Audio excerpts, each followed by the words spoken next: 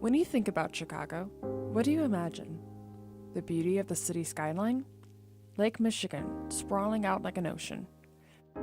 Maybe even the Chicago Cubs. What we don't think about is what has been lost by fire or by progress.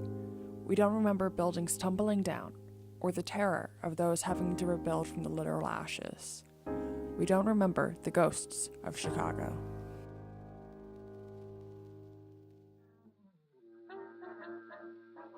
The Michigan Square Building, a gem of the Art Deco era, was completed in 1930 by Halliburton and Root, a renowned Chicago architectural firm known for their achievements in the Art Deco style. Halliburton and Root designed the Michigan Square Building to suit the needs of Wabash and his real estate firm McChesney, Rubens, and Wabash. When the stock market crashed in 1929 and the Great Depression sank its teeth into the American economy, Halliburton and Root had to rethink their grand plan for the building. Instead of the 40-story building the original plans called for, the completed Michigan Square Building stood at only 8 stories tall, with 3 sub-basement levels. The central feature of the Michigan Square Building was the Diana Court, at the center of the ground floor. The centerpiece of the Diana Court was the Diana Fountain. It is believed that Halliburton and Root were inspired by Carl Milas's original Diana Fountain in Stockholm after their trip in 1927, and in 1928 they commissioned the Swedish sculptor to create a fountain similar to the one he had designed in his home country. On November 4, 1930, Halliburton and Root's Diana Fountain was unveiled in the Michigan Square Building. The Diana Fountain was flanked by a series of sandblasted glass panels designed and sculpted by Edgar Miller, an American sculptor who would be known as a Chicago legend after his 50-plus years of work in Chicago and across the country. Miller's panels represented aspects of the Roman goddess Diana and surrounded the Diana Fountain above the building's gallery level. Lit from behind, it was as if the goddess herself was peering down into the Diana courts. However, Diana played a major role in Chicago long before the construction of the Michigan Square Building and can still be found around the area.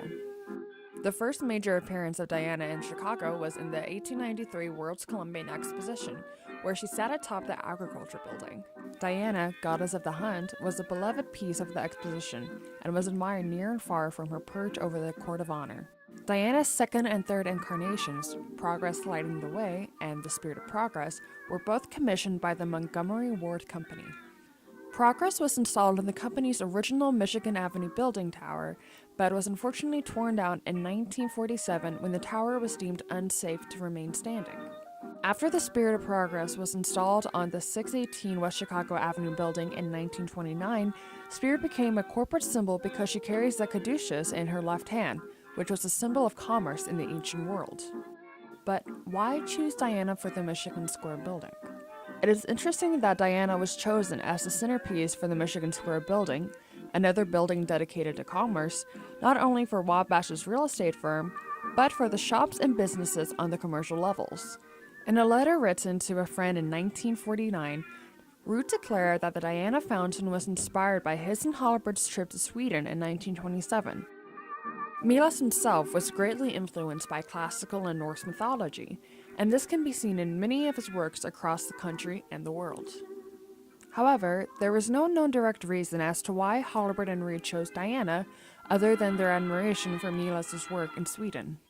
This doesn't mean that Diana Court did not play a crucial role in the life and commerce of the Michigan Square Building. After the Diana Fountain was unveiled on November 4, 1930, the Chicago Tribune remarked, "An ultra-modern Diana presided yesterday as High Priestess at the Union of Art and Commerce in Chicago." Scholars have remarked on the dynamic tension of the Diana Court that calls people through the sound of water, the dropping away of various levels, the excitement of the daring stairways, the richness, clarity, movement, and stability the court offered. This siren call probably helped the Michigan Square Building continue as a center of commercial activity during the Great Depression and beyond. One scholar recalled his immigrant father's shoe repair shop inside the building, and the financial success it brought them even during the Great Depression. In 1935, Catherine Kuh opened an art gallery in the Michigan Square Building. The gallery played a major role in changing the attitudes of modernism in Chicago. Though not directly related to the economy like the Spirit of Progress is, the Diana Court nonetheless proved to be a symbol of commerce for the Michigan Square Building. Despite being unveiled nearly a year after the Great Depression began, the Diana Court reflected the energy and life of the Roaring Twenties. As a strong female presence, Diana and the Michigan Square Building embodied the mass advances in freedom women experienced in the 1920s. For the first time in American history, women could vote, go to work like men, dress and carry themselves differently than any way society had deemed proper before. They could drink in speakeasies and dance their hearts out. The Roaring Twenties was also an age of massive economic growth and scientific advancements. The commercial agenda of the 1920s carried into the 1930s within the Michigan Square Building. Hopeful immigrants succeeded under Diana's faithful siren's call. The attitudes of art in Chicago changed forever, and the Diana Court's beauty and grace reigned supreme. Despite all this, the Diana Court only stood for 43 years. In 1973, the Michigan Square Building was demolished to make way for the construction of the Marriott Downtown Magnificent Mile Hotel. Construction on the hotel was completed in 1978.